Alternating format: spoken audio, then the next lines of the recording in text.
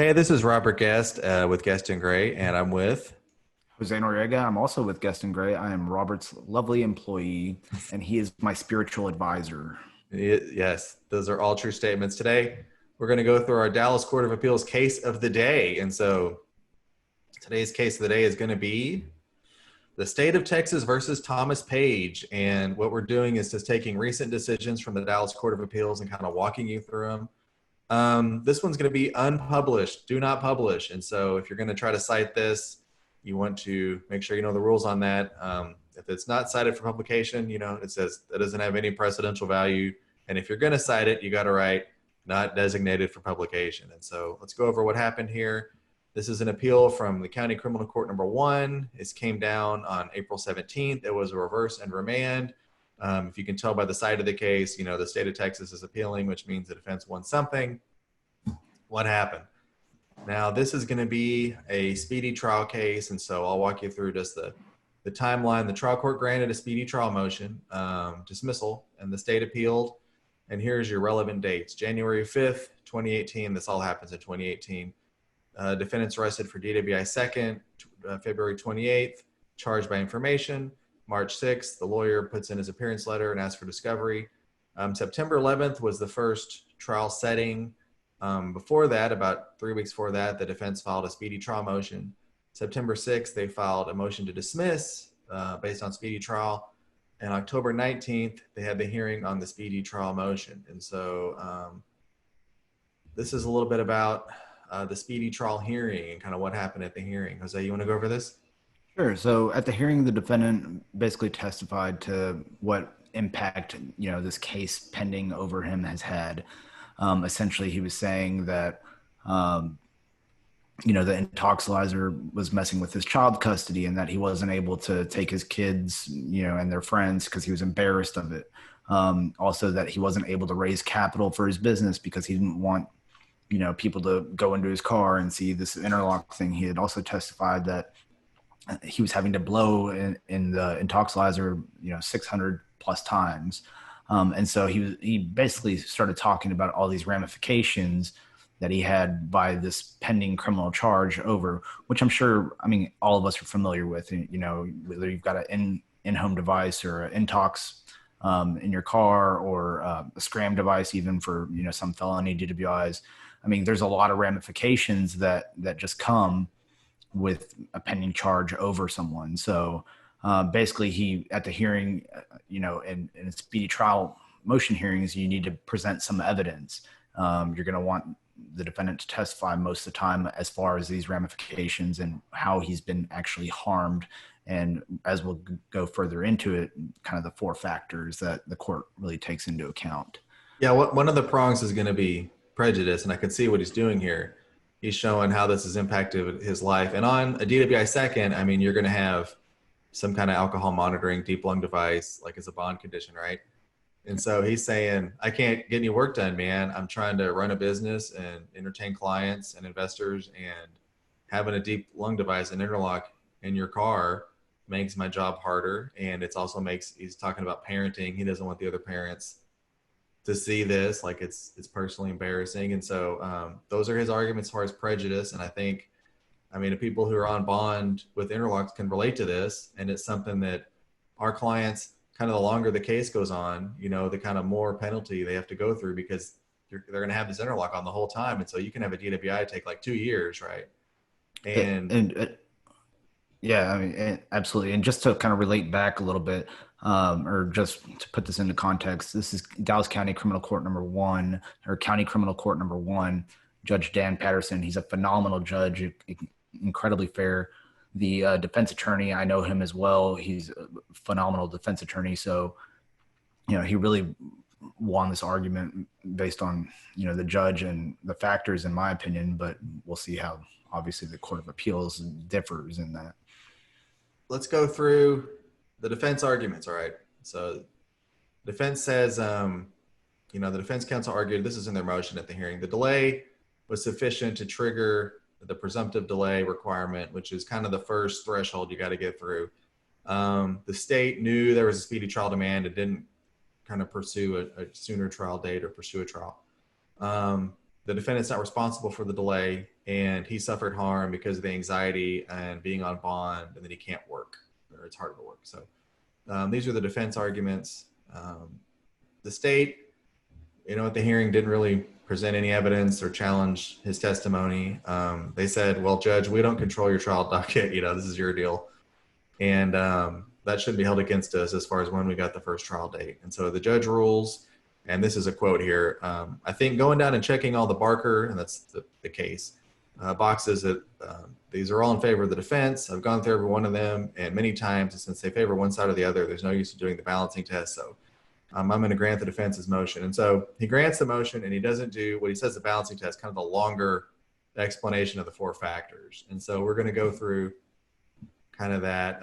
First, Jose can go over, if you appeal any issue, there's a standard that the court applies. And so this is the standard the state's facing, because this is the state trying to overturn this. And so, Jose, what's the standard? So generally speaking, what's going to happen is that they're going to find anything in the record, quote unquote, that will support the trial court's finding. And, findings of fact are basically deemed directly on the trial court, and, conclusions of law are reviewed de novo is what they call it. But,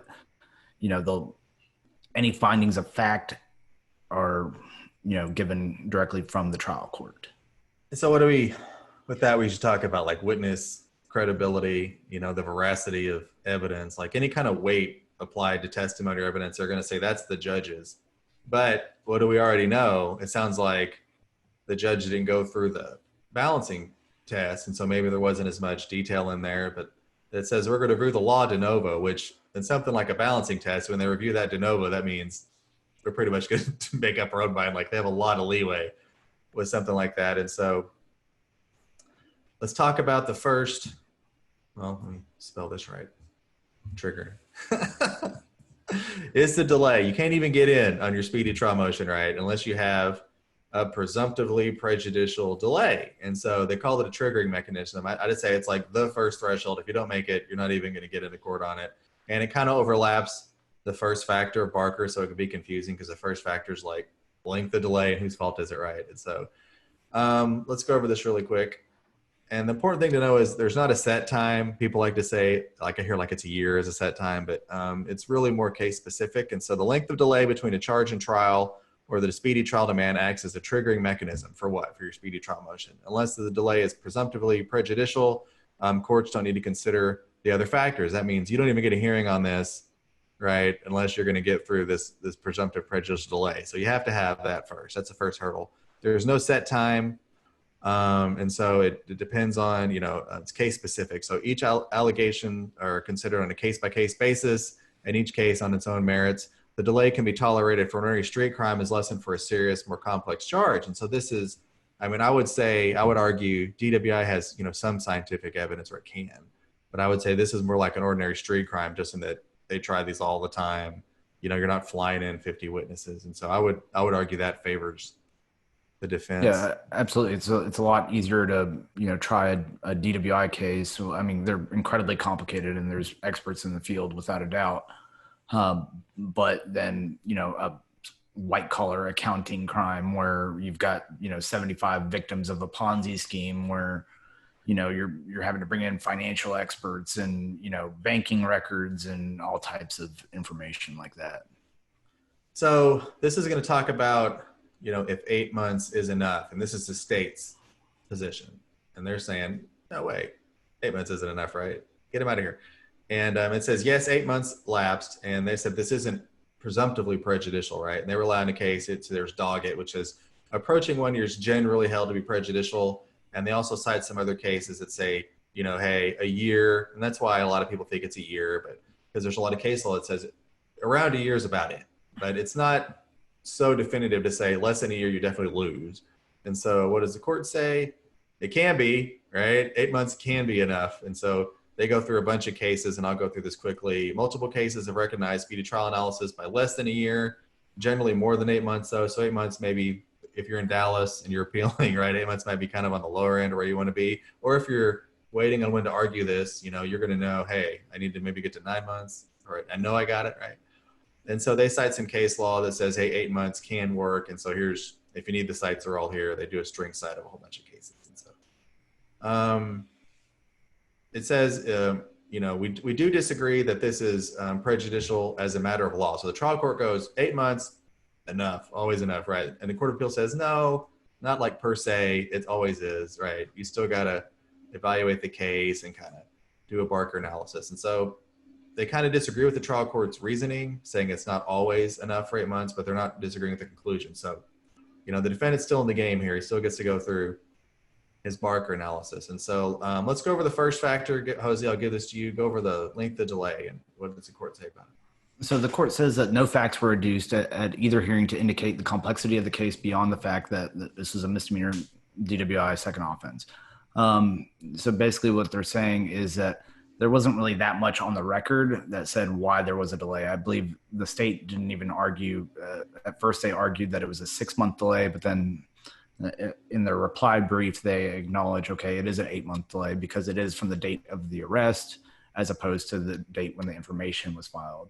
And so, but the state didn't have a reason, quite frankly, on why there was such a long delay. Just from my experience in Dallas County, an 8-month delay is fairly common on every case I've had there for the most part. But the state didn't mention that.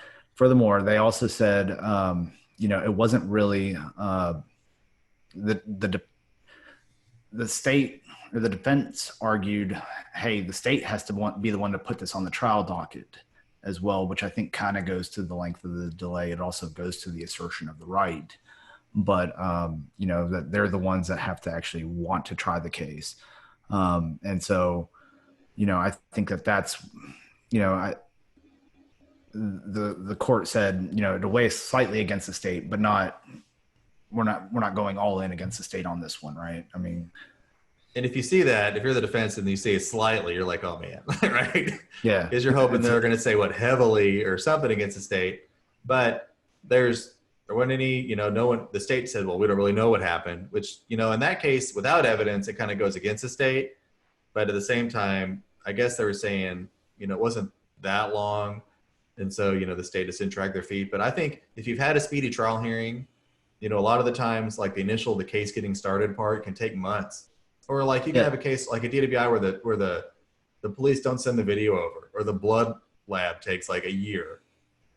And so I think that had the state argued that, it probably would have weighed a little, quite frankly, it could have weighed for the state in the length of the delay. But since they argued literally kind of nothing, they just said, oh, it's not that bad. Yeah. And that's, in a county too, where like your intake is not the same person who's in trial with the case, right? They might not know. Yeah. They might be in this hearing, the state going, I have no idea why this took so long to get filed, or what happened to get it into court, or why the clerk didn't assign it faster, or whoever got it. And so they might not know. And so they can go in there with a big bag of nothing. But, the court says, hey, even though there's no evidence here, we're going to say this is just slightly against the state, which if you're in a balancing test, slightly means not as much as heavily. Yeah. And so, this is what Jose just said, nothing slightly here. Let's go to number 2 here. The reason for the delay. Okay, so you got Barker, you got your 4 factors, right? And so the second one is like, whose fault is it? Right? Why did this delay happen? And so, and you'll kind of, they're both kind of intertwined, right? The length of the delay and the reason for the delay. They're both together.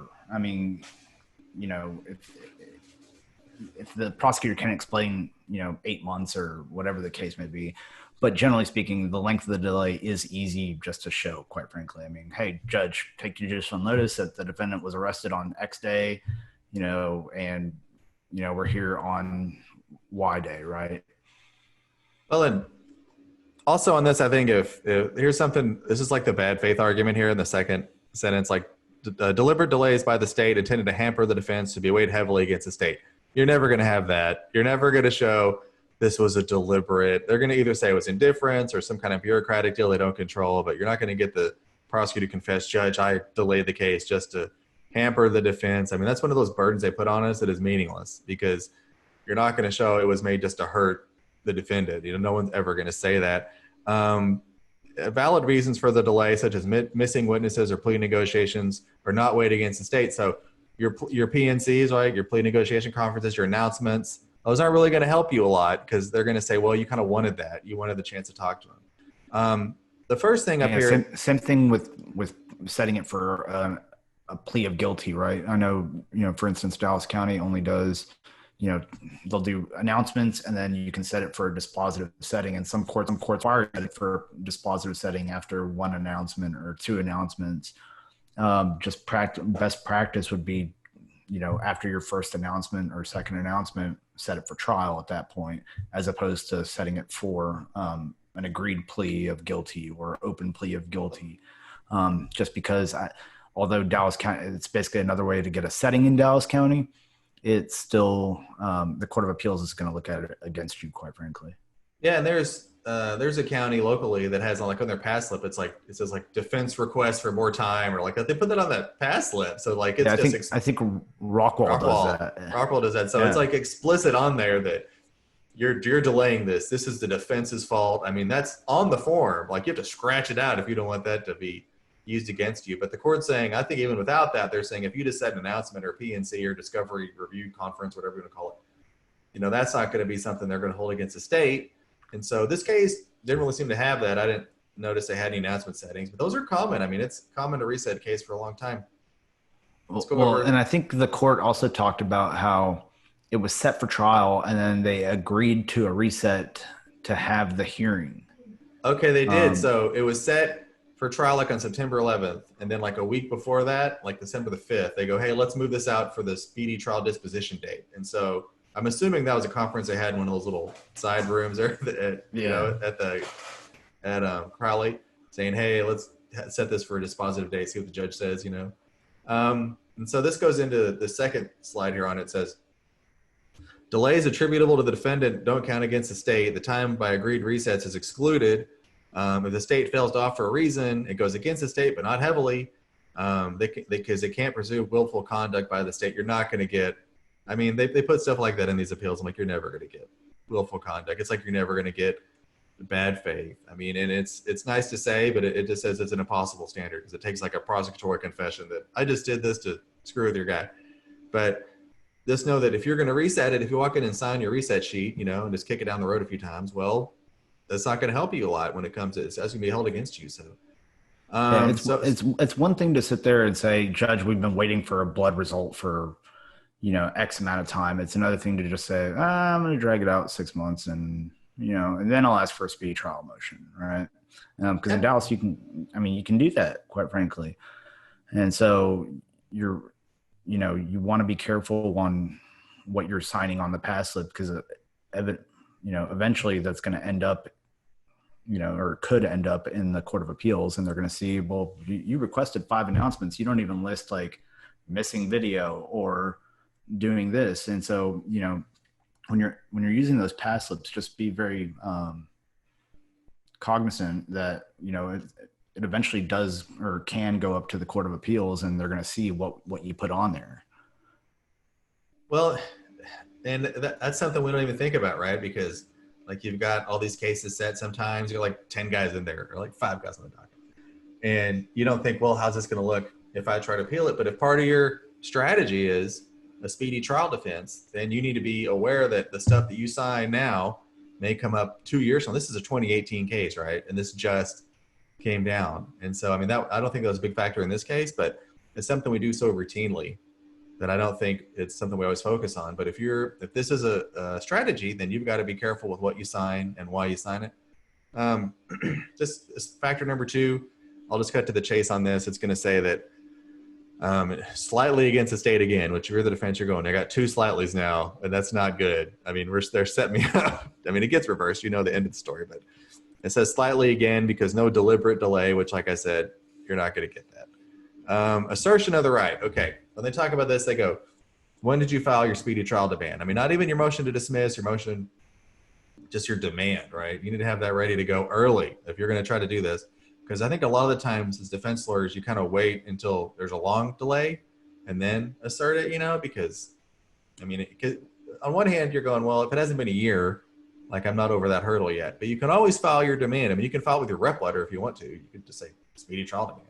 Well, that and sometimes you get a little afraid to file it so early in a situation where, I mean, you haven't seen evidence, right? I mean, yeah, you that's don't a tough one want to too. necessarily file it if, all of a sudden your blood's going to come back at 0.29 and Well, you're like, and so oh, you're, whoa.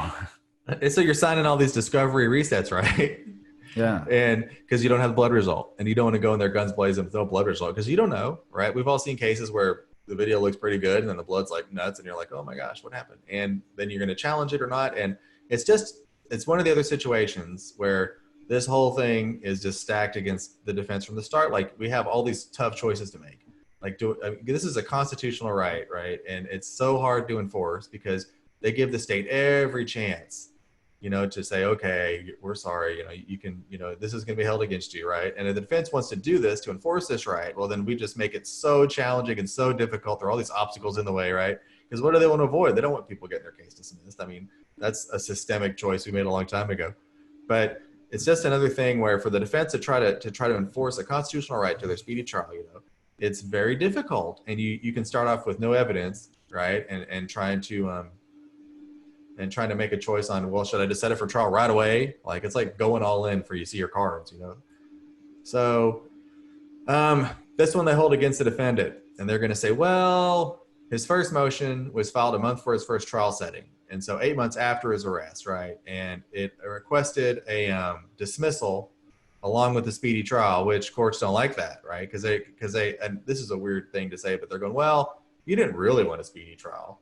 You wanted a dismissal. Well, what they wanted was a remedy to their right. So, like, your constitutional rights violated, and they're going, well, we'll give you a trial right now. No, my right was violated. What's my remedy? Well, it's a speedy trial. No, there's no harm to the state then, right? There's nothing bad happens. So why not just violate speedy trial rights? Like, it's and just to clarify on that, there is a difference of opinions on whether you actually need to file a speedy trial demand prior to asserting the right that has already been violated.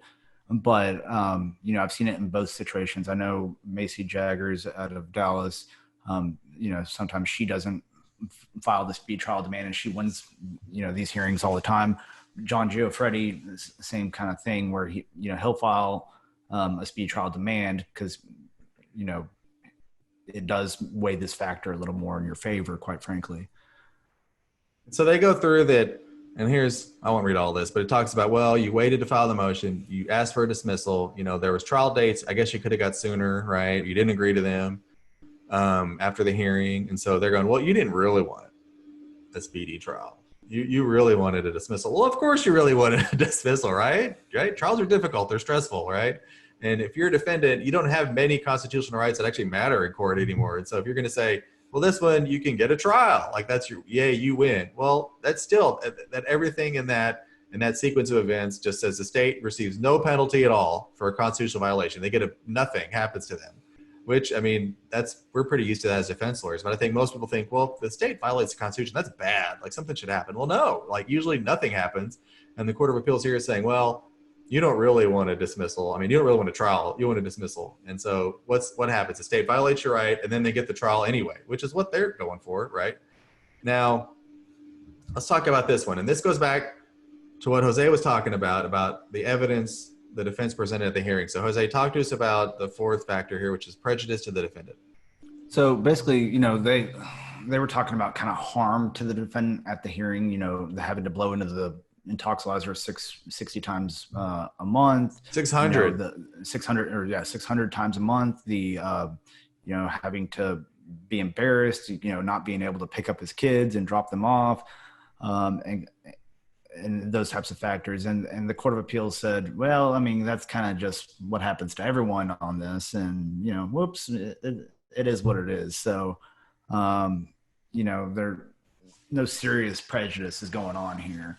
I think, and not to second guess or anything like that, because the defense attorney is, like I said, a really good defense attorney.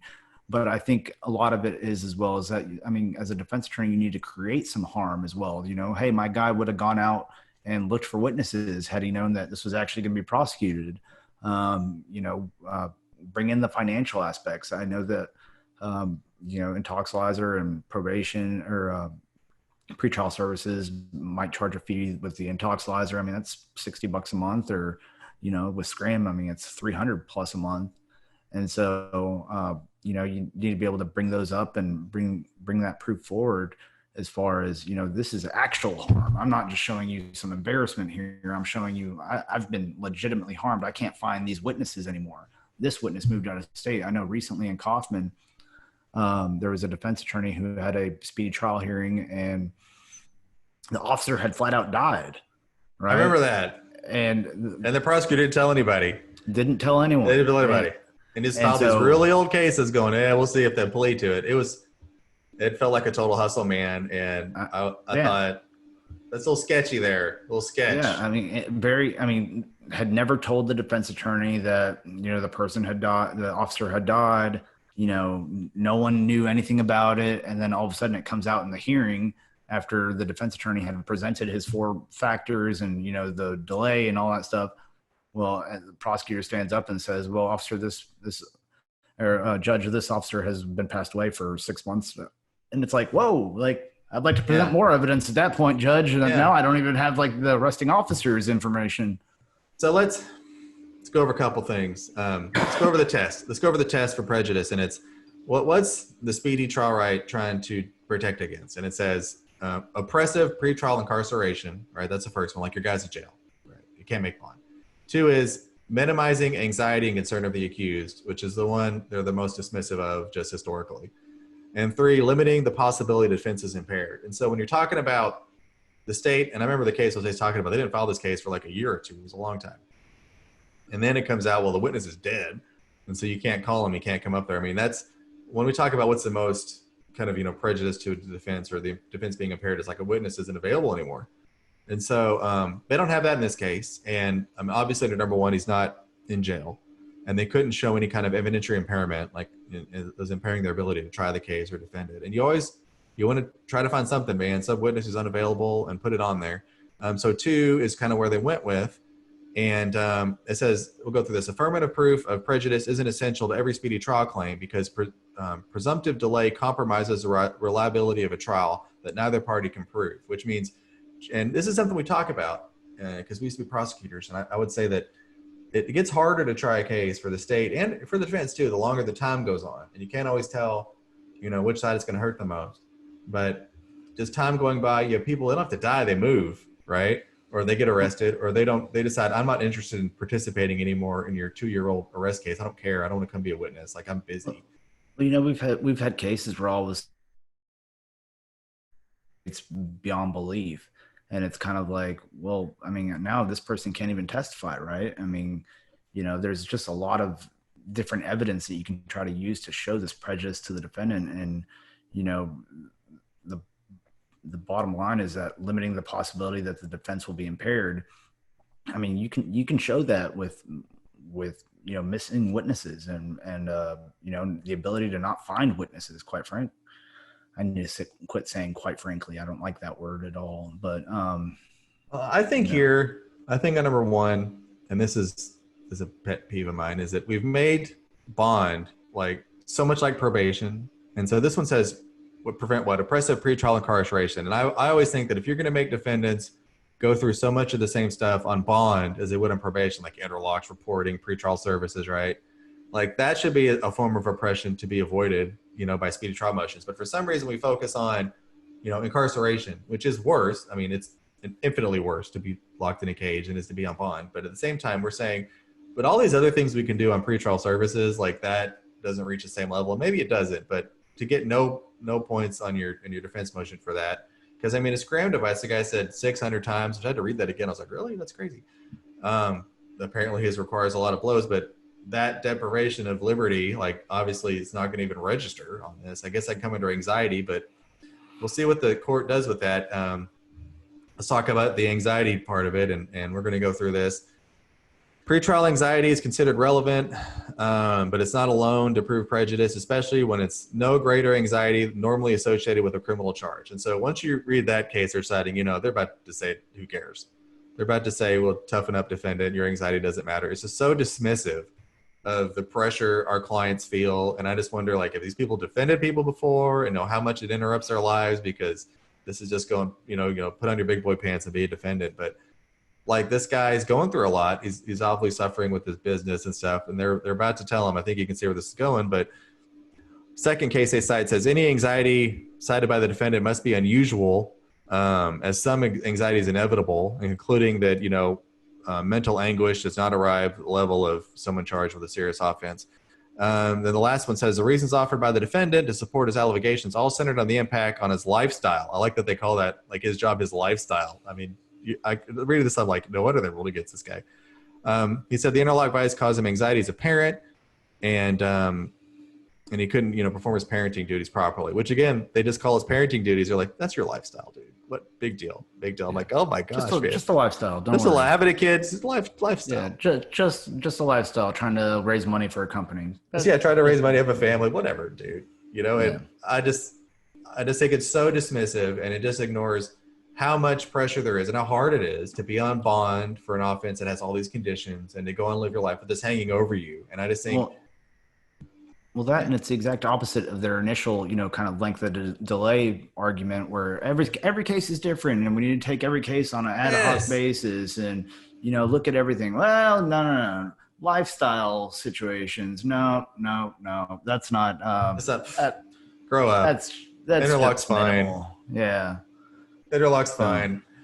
And to actually have worked these cases and worked with defendants, and to know how much pressure there is and how hard it is just to get by, like, beyond these conditions and stuff. It's not easy. It's not something I think we should be so dismissive of, but the court is. So if you're trying to appeal on this, I mean, even what this guy said, read what he said. Like, I'm having trouble working, making money, and my kid, this is embarrassing, but they're going to go, meh. So you got to come in above that if you're going to try to appeal this thing. We'll go back to this really quick. They're going to balance this test, and they're going to say, well, the trial court didn't do a real balancing test. They just kind of said, these 4 things are against the state, so I'm not going to run through the particulars of it. And they go, no. You've got to apply Barker differently. And so they're going to say, because dismissal is the radical remedy, which to me, like, for a constitutional violation, if dismissal is radical, I guess that's how they're going to see it. We must apply the balancing test with common sense and sensitivity. And I like, sensitivity to who? Like, the defendant, right? To the common sense to who? The poor state, the poor prosecutor that's going to convict another 1,000 people, like, in the next month over the same offense. And so the balancing test is a purely legal question. When you read that on appeal, that means we can do whatever we want, folks. Like, your historical facts, we're not going to interrupt those, but we can completely change your decision because we're going to apply the law the right way to your facts. The 4 factors, just going back through what we said earlier, only 2 go against the state, and both times it said slightly. And if you read a lot of these appeals, that means the defense is about to lose. The length of delay was one of them. The 3rd factor weighs against the defendant. That they don't think he really asserted his right the right way.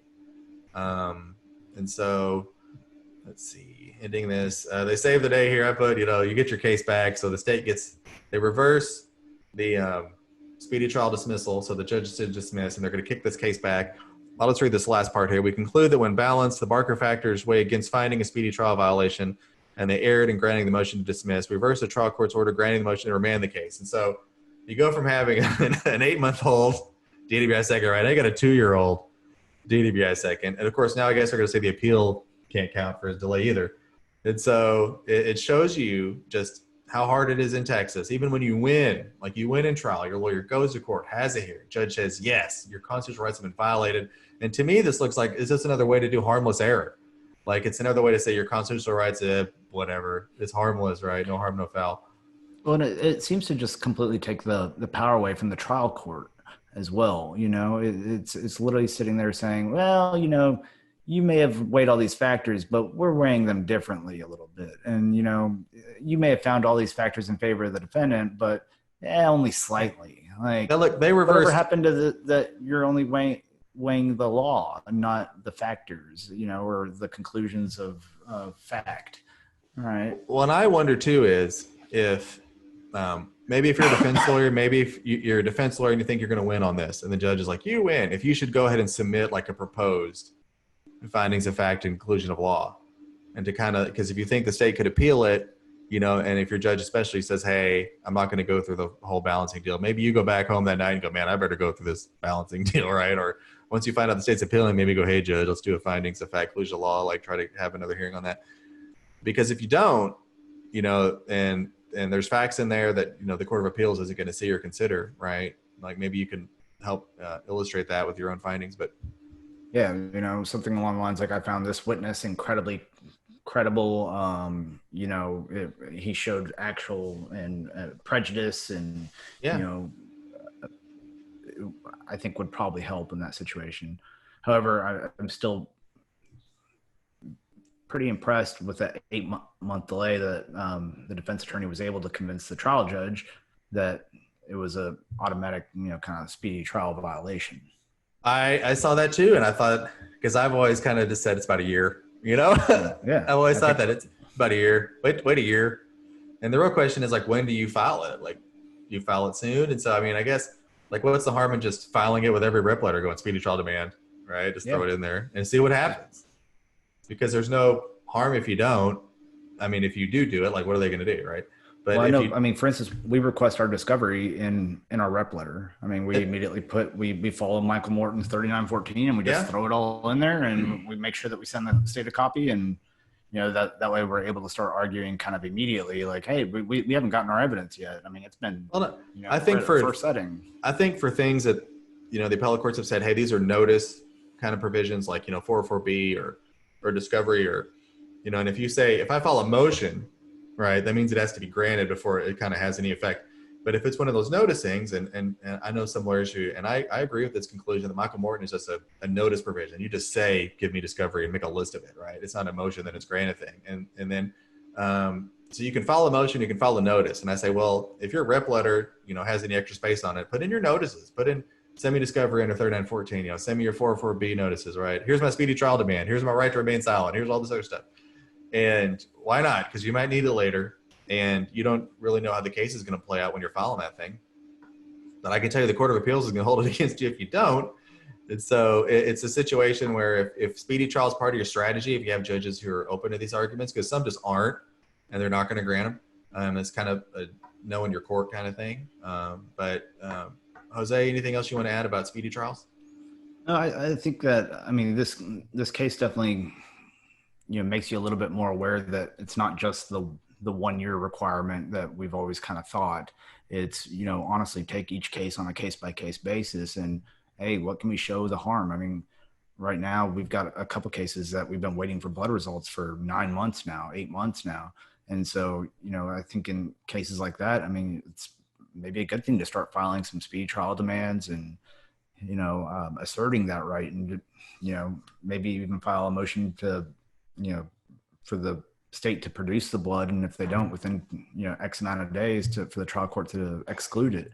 I'm not saying a lot of trial courts would probably do that, but, this case does give a little more credence to, take each case on a case by case basis and realize that this is something that can be looked at on all the cases. Well, that's our speedy trial presentation, and I'm Robert Guest, and this is Jose Noriega. Jose Noriega. Thanks for watching. Thanks. Bye-bye.